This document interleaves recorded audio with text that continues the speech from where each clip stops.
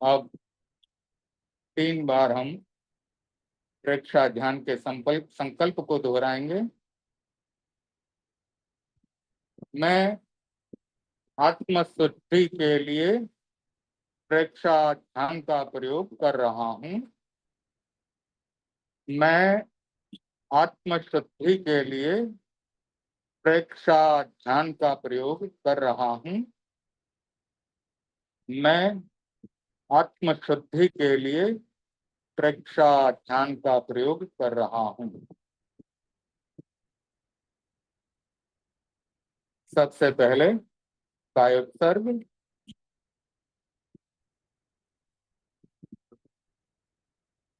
अपने शरीर को पूरी तरह से स्थिर रखें और उसे शिथिल होने का सुझाव दें। रिलैक्स करें उसको।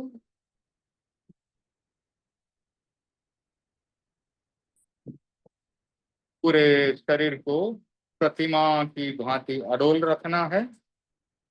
कोई भी हलन चलन नहीं करनी है। जितनी हो सके स्थिरता बनाए रखें। पूरे प्रयोग के दौरान पूरी स्थिरता बनाए रखें।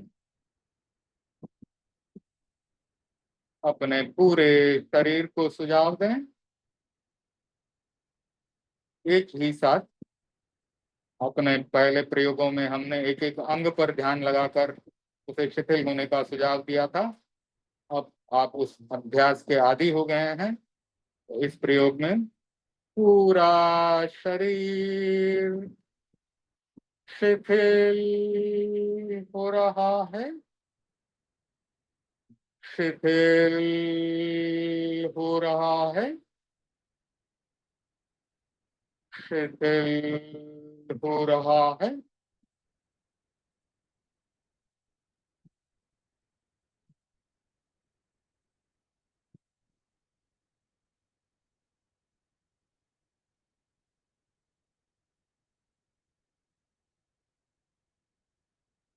पूरा शरीर शिथिल हो गया है। शिथिल हो गया है। शिथिल हो गया है।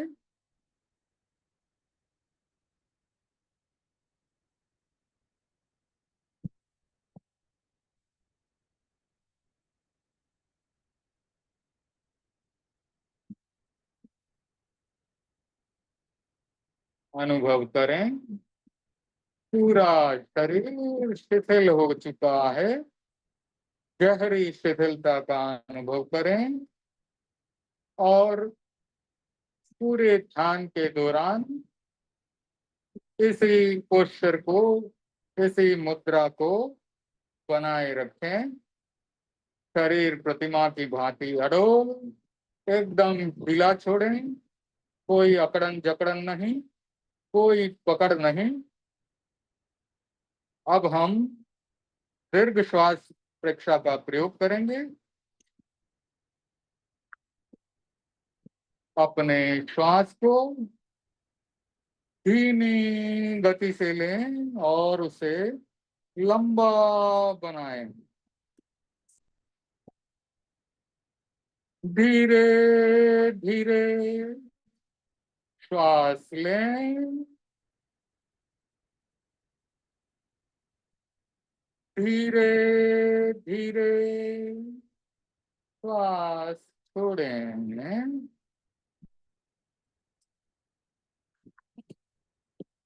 अपने श्वास को रिदमिक बनाएं।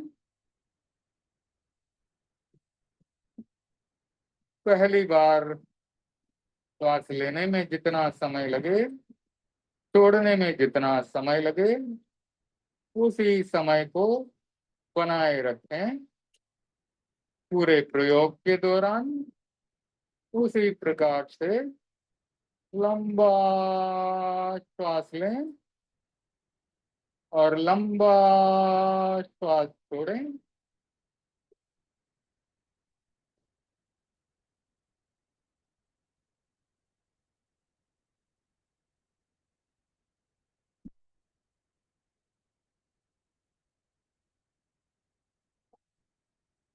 अब इस आते जाते श्वास को अपना ध्यान नाभि पर, पेट पर, वहां लगाकर अनुभव करें।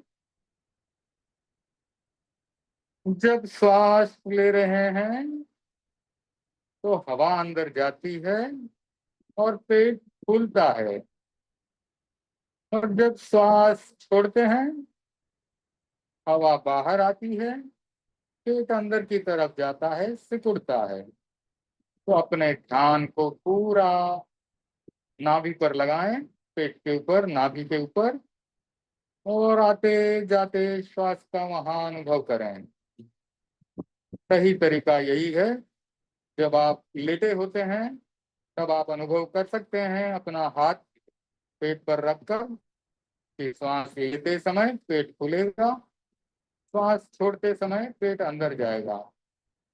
बच्चा सहज रूप से श्वास लेता है तब भी आप अनुभव कर सकते हैं कि लेटे लेटे बच्चा जब श्वास लेता है तो उसका पेट खुलता है, श्वास छोड़ते समय पेट अंदर जाता है। इसी तरीके से हमें श्वास लेना चाहिए।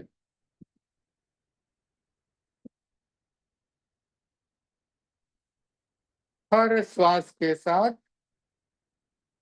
पेट के फूलने को और सिकुड़ने को अनुभव करें। नाभि पर आपको पता है हमारा तेजस केंद्र है, वहां पर ध्यान लगाने से पेट के संबंधित सभी रोग समाप्त हो सकते हैं। तेजस केंद्र यानी वही अग्नि प्रदीप्त होती है, जठराग्नि भी वही प्रदीप्त होती है। किसी को भूख कम लगती है, कब्ज हो जाती है, क्यों? क्योंकि मंदाग्नि की शिकायत है। तो अपनी जठराग्नि को प्रज्वलित करने का यह बहुत अच्छा उपाय है। तेजस केंद्र पर ध्यान लगाना, श्वास को देखना, पेट के फूलने और सिकुड़ने को देखना।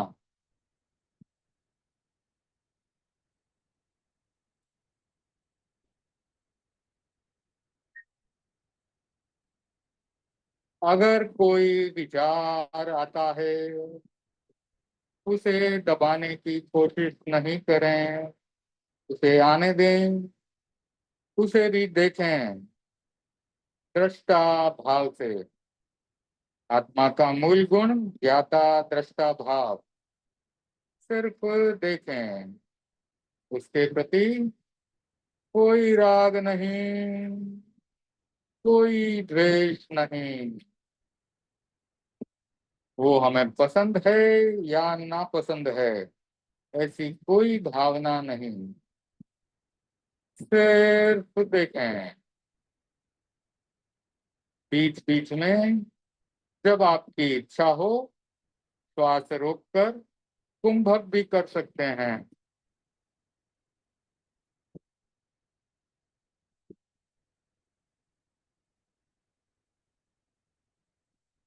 पूरा शरीर ढीला, प्रतिमा की भांति अडोल, आंखें कोमलता से बंद, और पूरा ध्यान पेट पर, नाभि पर। आते जाते श्वास को देखना है और उसके साथ पेट का फूलना और सिकुड़ना देखना है।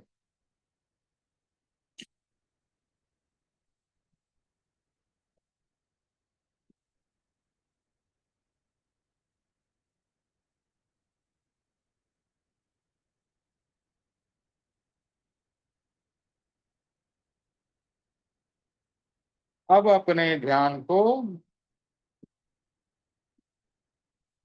नाक के नथुनों के भीतर, दोनों नथुने जहाँ जुड़े हुए रहते हैं संधि स्थल, वहां पर लगाएं। नथुनों के भीतर, नाक के भीतर, नथुने के भीतर, जहाँ दोनों नथुने जुड़े हैं संधि स्थल पर ध्यान लगाएं और वहां पर आते जाते श्वास को देखें।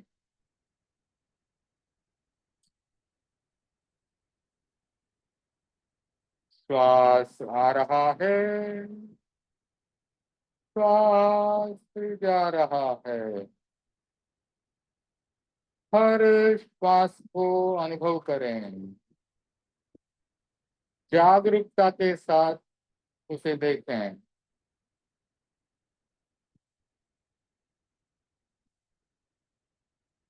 अपनी पूरी ताकत से, पूरी एनर्जी से, अपने कॉन्शियस माइंड से, अपने चित्त से सिर्फ और सिर्फ नथने के भीतर संधि स्थल पर आते जाते श्वास का अनुभव करें।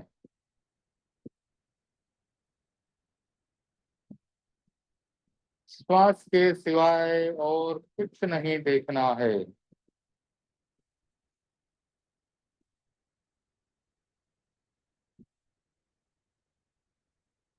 हर श्वास का जागरूकता से अनुभव करना है।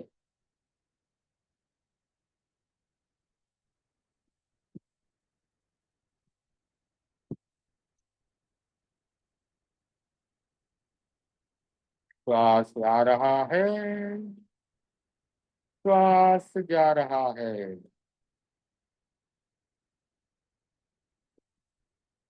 अब हम ज्योति केंद्र की परीक्षा करेंगे। जैसा कि आपको पता है, ज्योति केंद्र ललाट के बीचों बीच, जहाँ तिलक करते हैं या बिंदी लगाते हैं। अपने ध्यान को वहां लगाएं, अपने चित्त को वहां लगाएं और कल्पना करें वहां पर शरद पूर्णिमा का बड़ा चांद, उसकी श्वेत चमकीली किरणें वहां पर पड़ रही हैं और पूरे ललाट पर फैल रही हैं।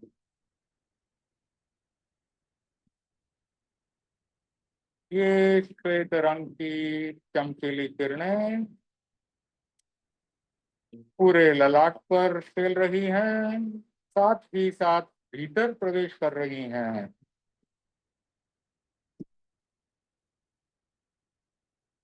श्वेत रंग आपको पता है शांति का प्रतीक है।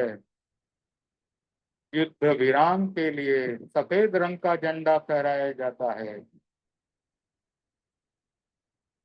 इसलिए सफेद रंग का महत्व पूरे संसार में है।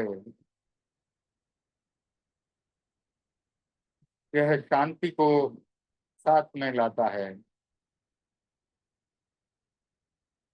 श्वेत रंग की चमकीली किरणें हमारे ललाट पर फैल रही हैं, हमारे भीतर जा रही हैं, हमारे चारों तरफ फैली हुई हैं। यह हमारे भीतर समता, सहिष्णुता, शांति, सरलता, इन सभी सद्गुणों का विकास कर रही हैं।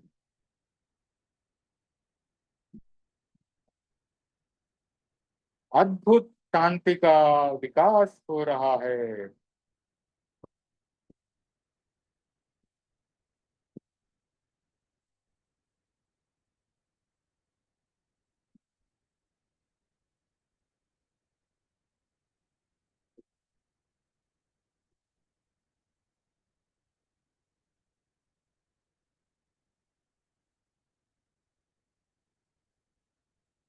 हमारा ललाट इन श्वेत रंग की किरणों से पूरा भर गया है।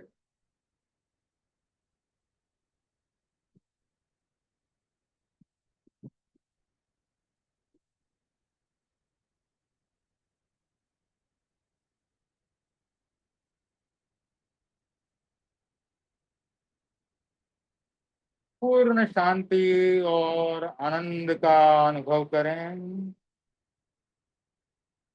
आपको पता है, जब हम स्वाध्याय कर रहे थे, where you will go when you die, तभी शुक्ल लेस्या, पद्म लेस्या आदि का जिक्र किया था। तो आपको याद होगा कि पद्म लेस्या और शुक्ल लेस्या वाले व्यक्तियों के भीतर आनंद का झरना, आनंद का स्रोत प्रवाहित होने लगता है। वैसे ही आनंद की, शांति की अनुभूति करें। शुक्ल लेष्या के विकास के लिए यह श्वेत रंग का ध्यान बहुत लाभकारी है, इसीलिए यह प्रयोग कराया जाता है। हर व्यक्ति को शांति चाहिए और यह शुक्ल रंग का ध्यान, श्वेत रंग का ध्यान अद्भुत शांति और आनंद के अनुभव के लिए बहुत लाभकारी है और इसीलिए कराया जाता है। व्यक्ति के जीवन में इतने तनाव हैं, पारिवारिक तनाव, व्यवसायिक तनाव, नौकरी कर रहा है तो नौकरी का तनाव, स्वास्थ्य से संबंधित तनाव, रिश्तों के तनाव, ये सारे तनाव श्वेत रंग के ध्यान से एक बार शांत हो जाते हैं। इसलिए पूरे ध्यान से श्वेत रंग की कल्पना करें। मस्तिष्क में ललाट के भीतर श्वेत रंग की चमकीली किरणें प्रवेश कर रही हैं और हमारे जीवन में अद्भुत शांति और आनंद को ला रही हैं।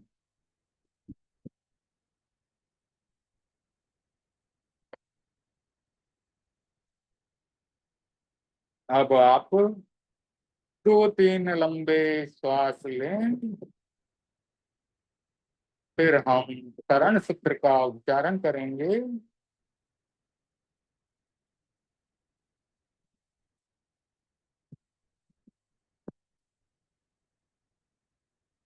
अपने हाथ हृदय के पास जुड़े हुए रखें। अरहंते शरणं प्रवज्जामि, सिद्धे शरणं प्रवज्जामि, साहु शरणं प्रवज्जामि, केवलीपनत्तं धम्मं शरणं प्रवज्जामि, अर्हन्ते शरणं प्रवज्जामि, सिद्धे शरणं प्रवज्जामि, साहु शरणं प्रवज्जामि, केवलीपनत्तं धम्मं शरणं प्रवज्जामि, अर्हन्ते शरणं प्रवज्जामि, सिद्धे शरणं प्रवज्जामि, साहु शरणं प्रवज्जामि, केवलीपनत्तं धम्मं शरणं प्रवज्जामि।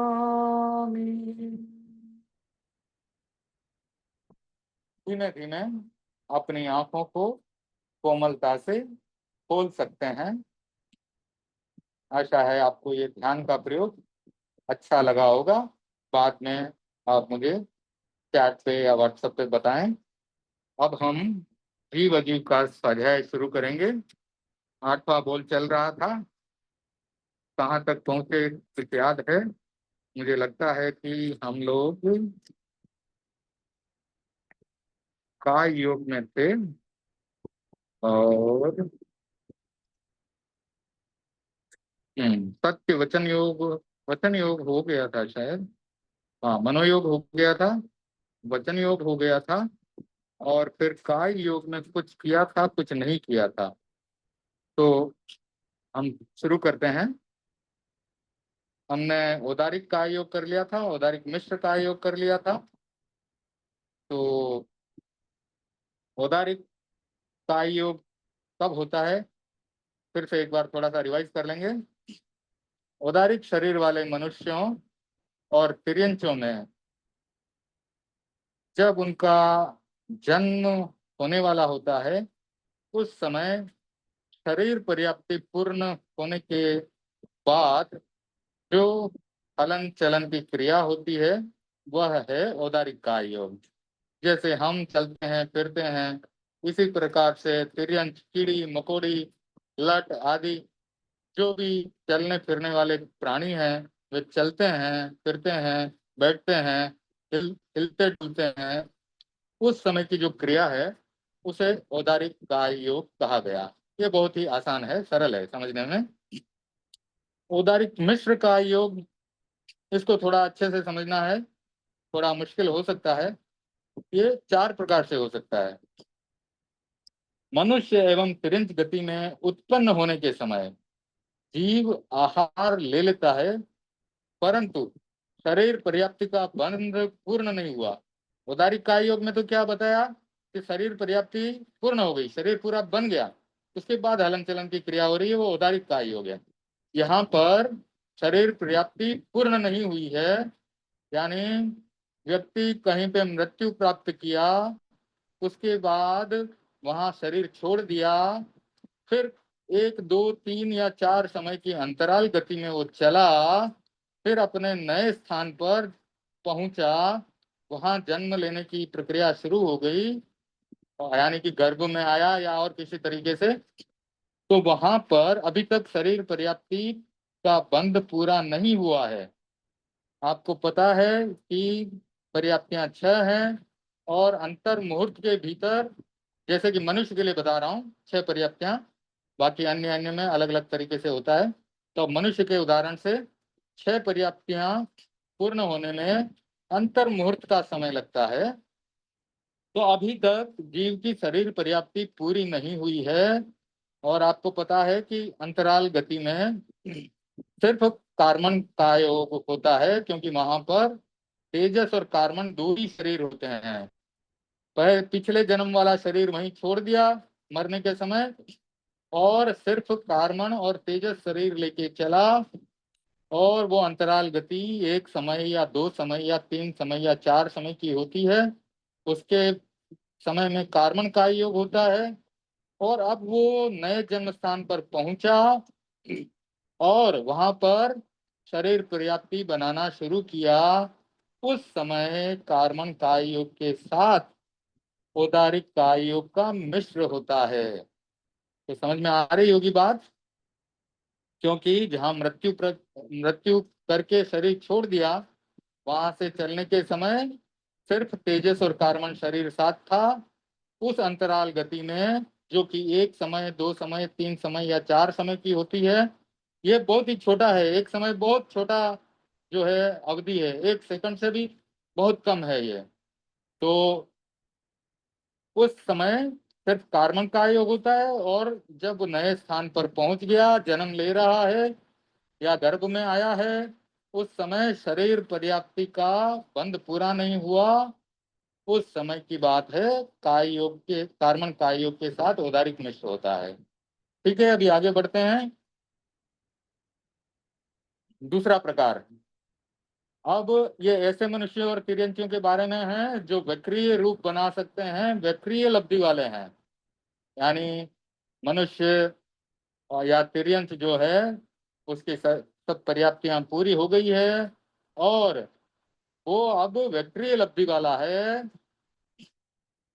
तो जब वो वक्रीय रूप बनाने जाता है, वक्रीय लब्धि छोड़कर वक्रीय रूप बनाने जाता है, वक्रीय शरीर आपको मालूम ही है कि जो वक्रीय लब्धि वाला मनुष्य या तिरंज होता है, वो अपने शरीर को एकदम छोटा या बड़ा कर सकता है। तो जब वो वक्रीय लब्धि छोड़ता है, रूप बनाता है, वक्रीय रूप, लेकिन जब तक वह पूर्ण नहीं होता, पूरा नहीं होता, तब तक वक्रीय कायोग के साथ औदारिक कायोग का मिश्र होता है।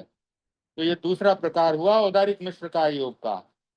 ठीक है, वक्रीय रूप बना नहीं, इसके कारण, और औदारिक औदारिक शरीर उसका पूरा समाप्त नहीं हुआ, मतलब वक्री रूप बना नहीं, तो वक्री काय योग के साथ औदारिक का यहाँ मिश्र हो गया। फिर तीसरा प्रकार है, जब विशिष्ट शक्ति संपन्न योगी 14 पूर्वधारी आहारक लब्धि जिनको प्राप्त है, वे जब आहारक लब्धि को फोड़ते हैं, लेकिन जब तक आहारक शरीर पूरा नहीं बन जाता तब तक आहारक काय योग के साथ औदारिक मिश्र काय योग होता है। यह तीसरा प्रकार हो गया।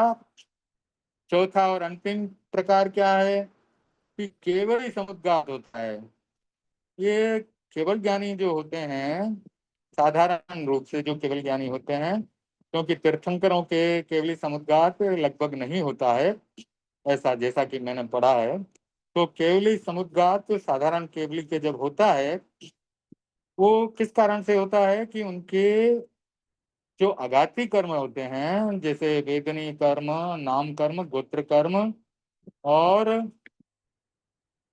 आयुष्य कर्म, अभी इनमें क्या होता है कि आयुष्य बहुत कम रह गया है और बाकी के तीनों कर्म ज्यादा हैं।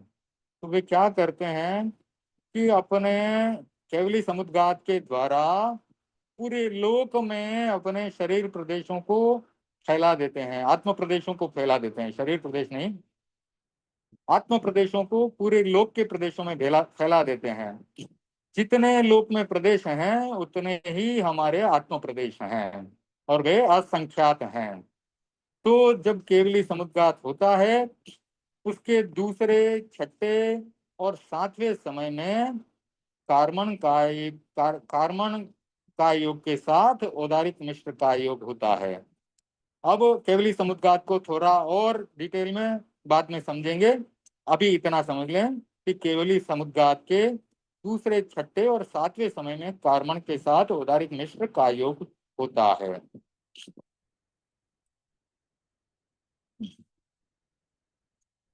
अब वक्रीय का योग, तो औदारिक हो गया, औदारिक मिश्र का योग हो गया, अब वक्रीय का योग। तो वक्रीय का ये योग आपको पता है, देवता और नारकी में शरीर पर्याप्ति पूर्ण होने के बाद, क्योंकि उनका शरीर तो वक्री शरीर है, तो देवता और नारकी को सहज रूप में वक्री शरीर प्राप्त हुआ है। जब उनकी शरीर पर्याप्ति पूर्ण हो जाती है, उसके बाद वक्री शरीर की जो भी हलन चलन होती है वो वक्री का योग है। और उसके साथ जो मनुष्य और तिर्यंच जिनके पास वक्री लब्धि थी, उन्होंने वक्री शरीर बनाया, पूरा बन गया। उसके बाद उस वक्री शरीर की जो क्रिया होती है, हलन चलन होती है, वह भी वक्री का योग है। ठीक है, समझ में आ जाए तो बढ़िया, नहीं तो कभी भी मुझे पूछ सकते हैं, क्योंकि अब थोड़ा हम लोग बहुत थोड़ा डिटेल में जा रहे हैं, हर चीज के थोड़ा सूक्ष्म ज्ञान है, लेकिन समझ में आ जाएगा। अब इसके बाद वक्री मिश्र का योग आता है। यह दो प्रकार से होता है। पहला प्रकार है देवता और नारकी में उत्पन्न होने वाला जीव जब आहार ले लेता है, लेकिन उसकी शरीर पर्याप्ति पूरी नहीं बनती, यानी इनको भी, देवता और नारक वालों को भी शरीर की पर्याप्ति, यानी सारी पर्याप्तियां, इनकी जो पर्याप्तियां पूरी करने में इनको भी जो है कितना टाइम लगता है, वही अंतर मुहूर्त का टाइम लगता है। तो अभी इनके वक्री शरीर पूरा नहीं बना, तो ये भी जब इनका जहाँ पे पहले मृत्यु हुआ था, मृत्यु हुई थी, वहां पर अपना पुराना शरीर तो छोड़ दिया है और वहां से चले हैं वही अंतराल गति में, एक समय, दो समय, तीन समय या चार समय की अंतराल गति से चले हैं। अभी देवता देवलोक में पहुंचे, नारकी अपने नरक के स्थान पर पहुंचे। अब उनका जो है पर्याप्तियों का पूरा बंधा नहीं है, शरीर पर्याप्ति पूरी नहीं हुई है। तो अंतराल गति में तो कार्बन का योग था, अब शरीर पर्याप्ति पूरी नहीं बंधी, तो क्या होगा कि कार्बन का योग के साथ वक्री मिश्र का योग होगा, क्योंकि वक्री शरीर अभी पूरा नहीं बना है, इसलिए यहाँ वक्री मिश्र का योग हुआ। ठीक है, ये हुआ देवता और नारद के। अब दूसरा प्रकार कैसे होगा, जब औदारिक शरीर वाले मनुष्य और तिर्यंच जिनके पास वक्रीय लब्धि है, वे अपनी विशिष्ट शक्ति से वक्रीय रूप बनाते हैं और फिर उसको समेटते हैं। तो पहले हमने देखा था कि जब रूप बनाते हैं पूरा नहीं बना, तब तो वहां पे क्या हुआ था, औदारिक मिश्र का हुआ था। और अब वो लब्धि को समेट रहे हैं, समाप्त कर रहे हैं। और जब तक औदारिक शरीर पूरा नहीं बन जाए, तब तक क्या होता है, तब तक औदारिक काय योग के साथ वक्रीय मिश्र काय योग होता है। क्योंकि वे वक्रीय शरीर को समेट रहे हैं, पूरा नहीं समेट पाए, औदारिक भी पूरा नहीं बना है। उस समय की बात है, समेटने के टाइम पर औदारिक काय योग के साथ वक्रीय मिश्र काय योग होता है। तो ये वक्रीय मिश्र काय योग का दूसरा प्रकार हो गया। अभी हम आगे बढ़ते हैं, आहारक काय योग। जब आहारक शरीर पूरा बन नहीं जाता, ये कौन बनाते हैं, विशिष्ट शक्ति संपन्न योगी जो 14 पूर्व के धारक हैं और जिनके आहारक लब्धि है। वे जब किसी कारणवश कोई जिज्ञासा आ गई सामने, उनको उत्तर नहीं आता है, तो एक हाथ का सुंदर पुतला बनाते हैं। उसे आहारक शरीर कहा जाता है। यह एक हाथ का सुंदर पुतला तीर्थंकर भगवान के पास पंच महाविदेह क्षेत्र में जाता है। जैसे कि मैं मान लो उदाहरण भरत क्षेत्र का दे रहा हूँ, तो जब 14 पूर्वी, अभी इस समय तो नहीं है, लेकिन जब होते थे और उनके लब्धि होती थी आहारक की, और जब उनके कोई जिज्ञासा आती थी, तो वे इस प्रकार का प्रयोग कर सकते थे। तो वे इस एक हाथ के पुतले को पंच महाविदेह क्षेत्र में तीर्थंकर के पास भेजते। यह पुतला वहां जाकर जिज्ञासा करता और उत्तर प्राप्त करता, और वापस तुरंत जो है, जिस 14 पूर्वी शक्ति संपन्न योगी ने प्रश्न भेजा था, जिज्ञासा भेजी थी, वहां वापस आ जाता है। तो जब आहारक शरीर इसका पूरा बन गया और इस पुतले ने हलन चलन क्रिया करनी शुरू कर दी, तो उस काय योग को हम आहारक काय योग कहते हैं। अब आगे चलते हैं, आहारक मिश्र काय योग। ये कैसे होता है, जिस समय आहारक शरीर अपना कार्य करके वापस आ गया, यानी जिज्ञासा का उत्तर, प्रश्न का उत्तर प्राप्त करके वापस आ गया और आकर औदारिक शरीर में प्रवेश करना शुरू किया, उस समय औदारिक के साथ आहारक मिश्र का योग होता है। क्योंकि उसने पूरा कंप्लीट नहीं किया है। आहारक शरीर जो है वो औदारिक शरीर में प्रवेश करना शुरू ही हुआ है, अभी तक कंप्लीट नहीं हुआ है, इसका अंत नहीं हुआ है। उस समय औदारिक के साथ आहारक मिश्र का योग होता है। अब सातवां और अंतिम काय योग का प्रकार करते हैं, वह है कार्मण काय योग। तो ये कार्मण काय योग क्या है, तो मैंने थोड़ा सा आपको पहले बता दिया था कि जीव एक भव से दूसरे भव में जाने के लिए ऋजु गति से जाता है या वक्र गति के साथ जाता है। तो ये पहले बोल में हमने चर्चा की थी, किसकी चर्चा की थी, अंतराल गति की। और अंतराल गति में क्या होता है कि जीव की मृत्यु एक भव में हो गई है। उदाहरण के लिए यही समझ लें कि यहाँ पर मनुष्य मर गया अपने भरत क्षेत्र में, तो वो यहाँ का शरीर छोड़ देता है। अभी मान लो उसको देवलोक में उत्पन्न होना है, तो वह यहाँ से निकलता है। उस समय जब वो निकलता है, तब उसके साथ सिर्फ दो शरीर हैं। कौन सा, तेजस और कार्मण, ये दो ही शरीर हैं, दूसरा कोई शरीर नहीं है। अंतराल गति से वो जाता है, कहाँ जाता है, देवलोक में।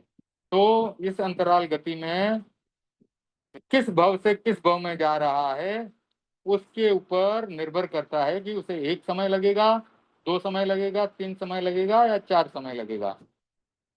तो एक समय वाली गति ऋजु गति कहलाती है, और दो समय, तीन समय और चार समय वाली गति वक्र गति कहलाती है। तो एक समय वाली ऋजु गति में जीव अनाहारक नहीं रहता, परंतु वक्र गति में जगन्यतः एक समय यानी कम से कम एक समय और उत्कृष्ट 2 समय अनाहारक रहता है। ये सारी चर्चा हमने पहले बोल की चर्चा में की थी। तो किसी भी प्रकार के आहार को वो ग्रहण नहीं कर पाता। क्यों? क्योंकि वो तो बीच में है, उसके पास शरीर ही नहीं है, तो वहां पे उसको अनाहारक रहना पड़ता है। तो इस प्रकार से तो जब वह किसी भी प्रकार के आहार को ग्रहण नहीं करता, ऐसे समय में होने वाले योग का नाम है कर्मण काय योग। समझ में आ गया अभी? कर्मण काय योग तो अंतराल गति में होता है यह, जब किसी प्रकार के आहार को ग्रहण नहीं कर रहा है, उस समय इसके कर्मण काय योग होता है जीव के। अब जब केवली समुद्घात करते हैं, उस समय तीसरे, चौथे और पांचवे समय में कर्मण काय योग होता है, क्योंकि वहां पे भी जीव को अनाहारक रहना पड़ता है।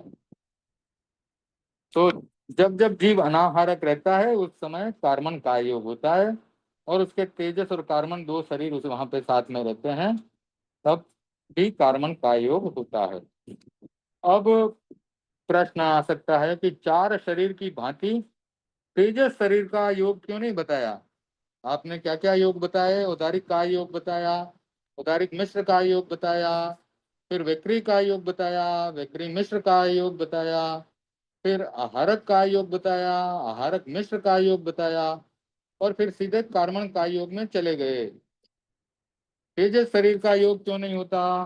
तो उत्तर यह है कि तेजस का कर्मण योग में ही समावेश हो जाता है, क्योंकि जो संसारी आत्माएं हैं ना, उनके ये 2 शरीर हमेशा लगे रहते हैं, तेजस शरीर और कर्मण शरीर। जब तक व्यक्ति मुक्त नहीं हो जाता, उसके ये 2 शरीर साथ में रहते ही रहते हैं। तो इसलिए कहा गया तेजस का कर्मण योग में समावेश हो जाता है।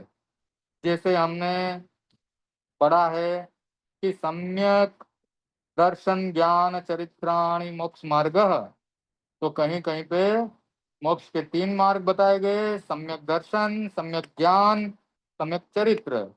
और कहीं कहीं पे मोक्ष के 4 मार्ग बताए गए, ज्ञान, दर्शन, चरित्र और तप।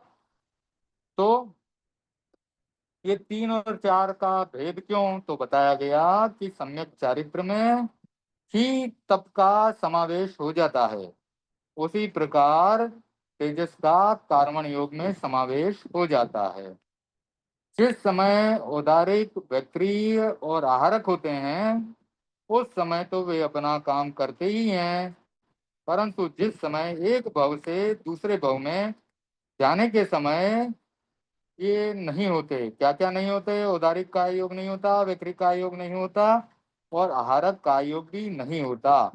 तब उस समय कर्मण शरीर के द्वारा जो वीर्य शक्ति का व्यापार होता है, वह तेजस शरीर के द्वारा होता है। इसलिए तेजस का योग का समावेश कर्मण का योग में हो जाता है। आगे बढ़ते हैं। मन क्या है? जिसके द्वारा मनन किया जाए, ठीक है, जिसके द्वारा मनन किया जाए, सोचा जाए, विचारा जाए, वह है मन। मन पांचों इंद्रियों के विषय का और इसके अतिरिक्त विषय का भी ज्ञान करता है। मानस ज्ञान इंद्रिय ज्ञान की तरह वर्तमान तक ही सीमित नहीं है। आप सोचते होंगे जिस समय, तो आपका चिंतन वर्तमान तक ही नहीं रहता। आप भूतकाल में क्या क्या हुआ है, उसकी मेमोरीज भी आपके मस्तिष्क में आती है। आपके मन में यह भी चिंतन चलता है, कल उसने मुझे यह कह दिया था। और कल की बात तो छोड़ें, 10 साल, 15 साल, 25 साल पहले भी किसी ने कोई कटु वाक्य आपको कह दिया तो आपको याद रहता है। तो यह मन का कार्य है, पुरानी स्मृतियों को याद रखना। इसी प्रकार मन भविष्य काल का भी चिंतन करता है। भविष्य में मुझे ये करना है, वो करना है। मेरे व्यवसाय को वहां तक फैलाना है, इस नौकरी को छोड़कर दूसरी नौकरी करनी है, आदि आदि। तो मानस ज्ञान जो है इंद्रिय ज्ञान की तरह वर्तमान तक सीमित नहीं है, किंतु त्रैकालिक है, तीनों कालों में, यानी भूतकाल, वर्तमान काल और भविष्य काल, past tense, present tense and future tense. इंद्रिय का ज्ञान तो क्या है, अभी तक ही सीमित है। जैसे मैं बोल रहा हूँ, आप सुन रहे हैं, यह वर्तमान की बात है। मेरी आंखें मेरे मोबाइल को देख रही है, यह वर्तमान की बात है। तो इंद्रिय ज्ञान वर्तमान तक सीमित है, मानस का ज्ञान त्रैकालिक है। अब आचार्य श्री महाप्रभु जी आगे मन के स्वरूप को बता रहे हैं। तो मन ज्ञान है, और ज्ञान आत्मा का गुण है। जो गुण है वह गुणी से किसी अपेक्षा से भिन्न होता है और किसी अपेक्षा से अभिन्न होता है। यदि गुण गुणी से सर्वथा भिन्न माना जाए तो गुण इस द्रव्य का है, यह संबंध भी नहीं हो सकता। जैसे चाय मीठी है, तो उसका मीठापन जो है वह चाय का गुण है, वह गुण उस चाय के भीतर है। वैसे तो निश्चय नय से देखें, यह व्यवहार नय की बात है।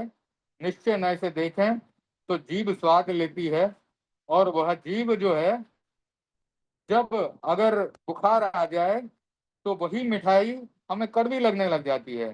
तो ऐसा भी कह सकते हैं निश्चय नय से कि ये सब हमारे भीतर है।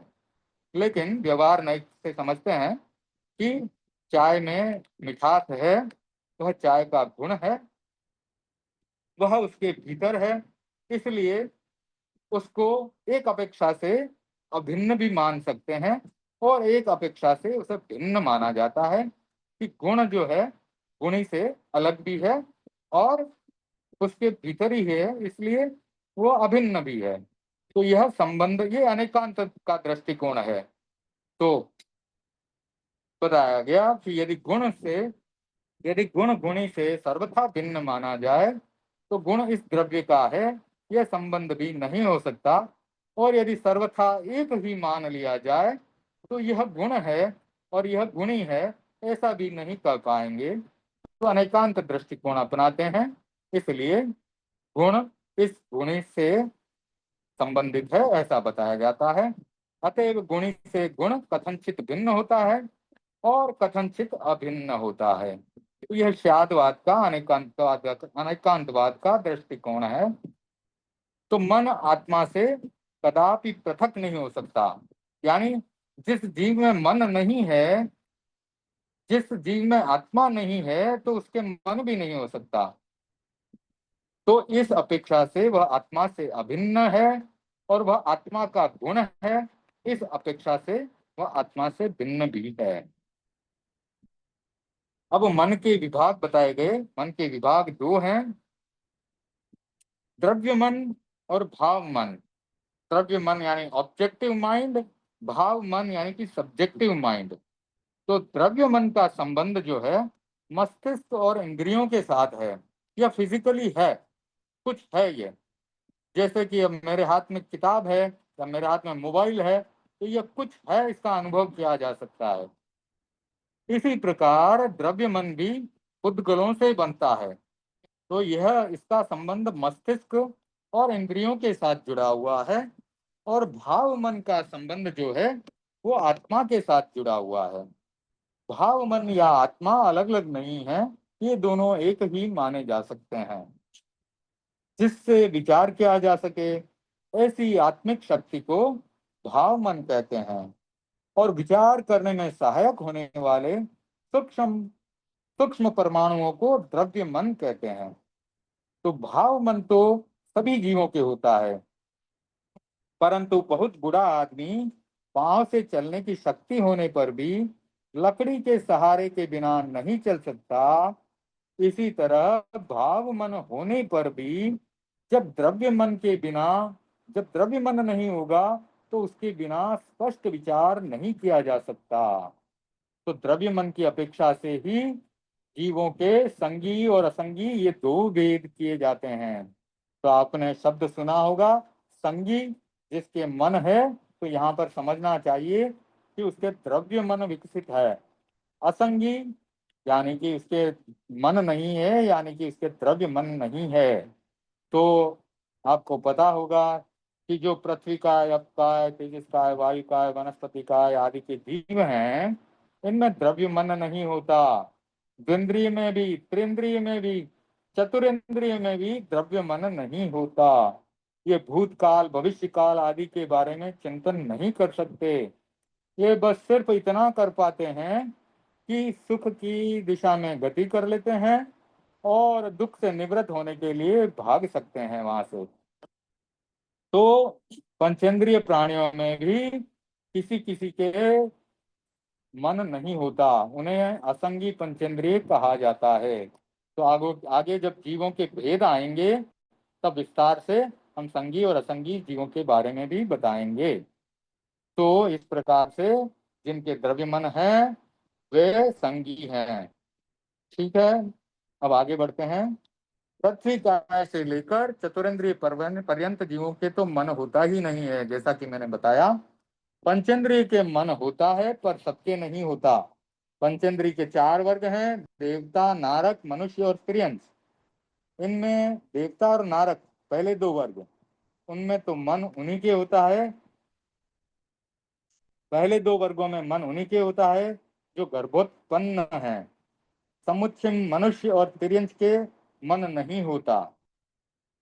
देवता और नारक के मन होता है, और जो तिर्यंस और समुच्चय है उनमें समुच्चय मनुष्य के मन नहीं होता और तिर्यंस के मन नहीं होता, ऐसा बताया गया।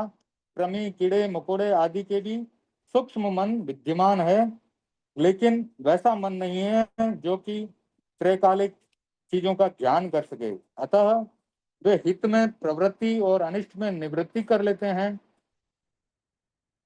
पर यह कार्य केवल देह यात्रोपयोगी है। तो तिर्यंच में भी जो गर्भज तिर्यंच है ना, वे ही मन वाले होते हैं, समनस्क होते हैं। जो गर्भ से उत्पन्न नहीं है वैसे तिर्यंच के मन नहीं होता। तो जो कीड़े मकोड़े आदि समुच्चय और जो कीड़े मकोड़े आदि के बारे में बताया गया कि वे हित में प्रवृत्ति और अनिष्ट में निवृत्ति कर लेते हैं। और जो असंगी तिर्यंच हैं, जो गर्भ से उत्पन्न नहीं होते हैं, वे तिर्यंच भी जो है, भले वो पंचेंद्रिय हों,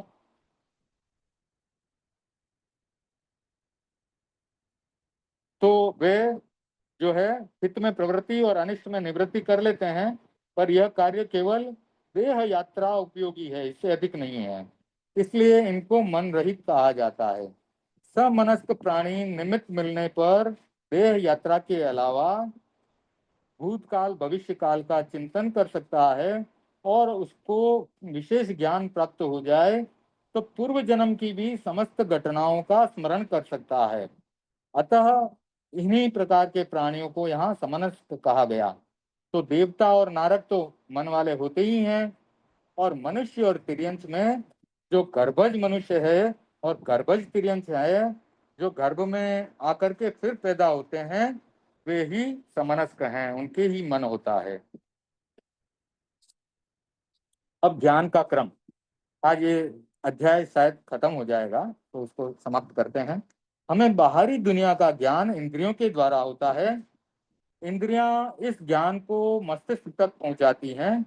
मस्तिष्क जो है द्रव्य मन को, और द्रव्य मन जो है भाव मन को, और भाव मन आत्मा को वह ज्ञान प्रेषित कर देता है। तो इस प्रकार से ज्ञान हमें प्राप्त होता है।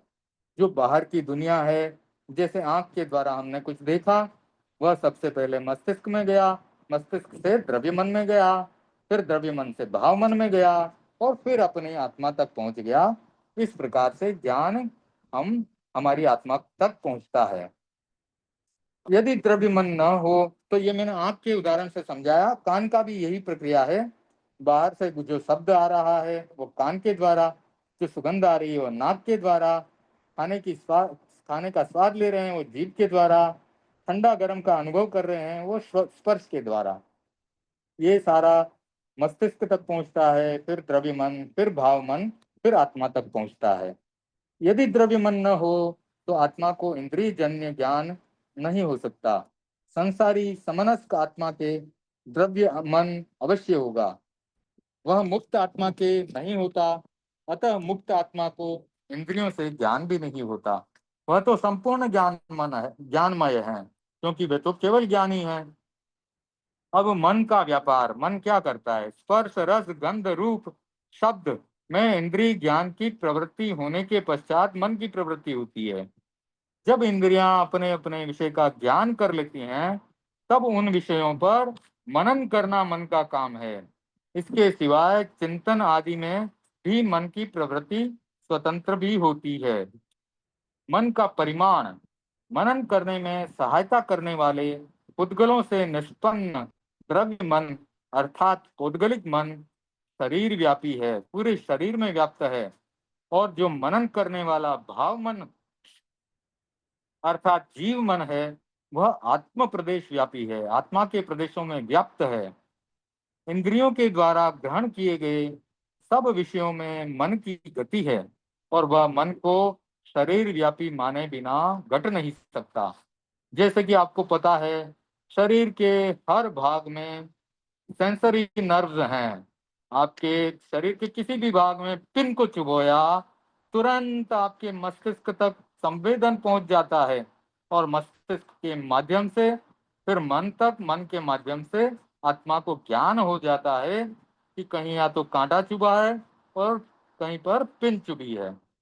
तो मन को शरीर व्यापी मानना पड़ेगा। मन शरीर के अंदर सर्वत्र वर्तमान है, किसी खास स्थान में नहीं। शरीर के भिन्न भिन्न स्थानों में वर्तमान इंद्रियों के ग्रहण किए गए सभी विषयों में मन की गति है। यत्र पवनस् तत्र मनः, इसीलिए संस्कृत में कहा गया। तो अब आज का समय संपन्न हुआ। इस बारे में थोड़ा गहन ज्ञान था। अगली बार हम केवली समुद्घात के बारे में भी पढ़ेंगे। तो आज का स्वाध्याय यहीं संपन्न करते हैं। सुने मंगल पाठ। जो भी प्रश्न होगा आप व्हाट्सएप से या किसी भी माध्यम से मुझे भेज सकते हैं। उसका समाधान हम व्हाट्सएप पे भी कर देंगे, और जो है अगले स्वाध्याय में भी उसको बता सकेंगे।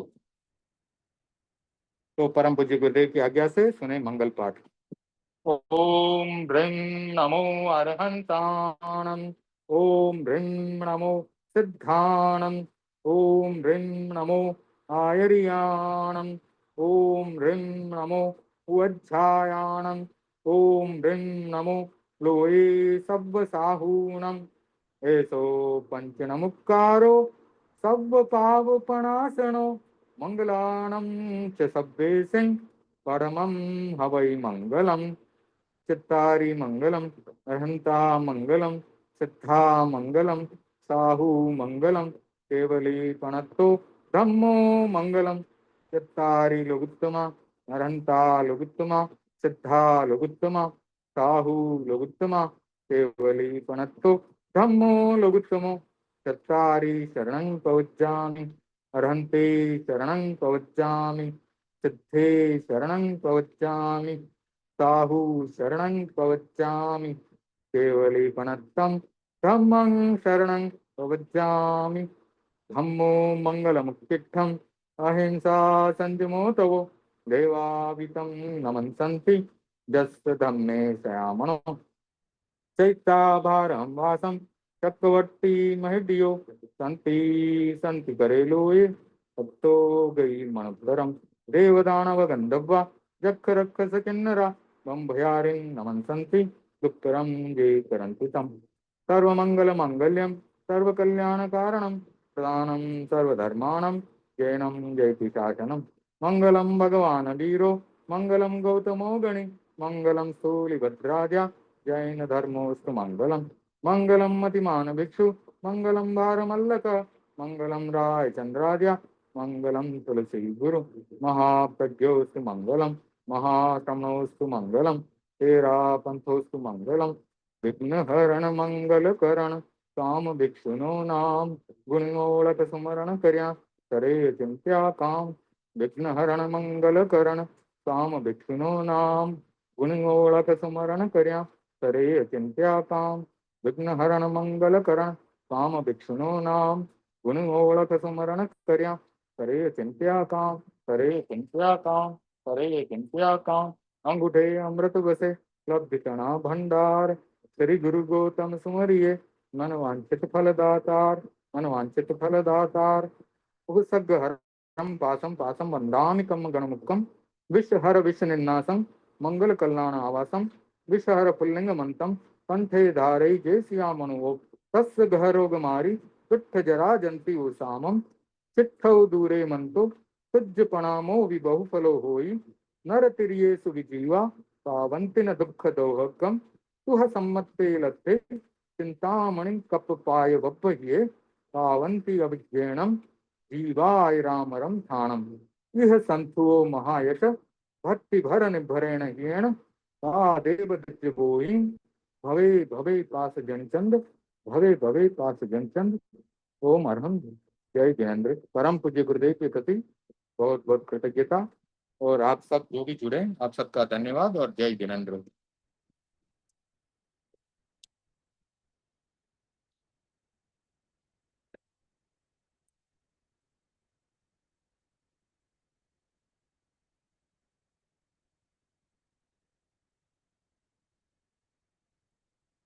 अब आज की मीटिंग को एंड कर रहा हूँ।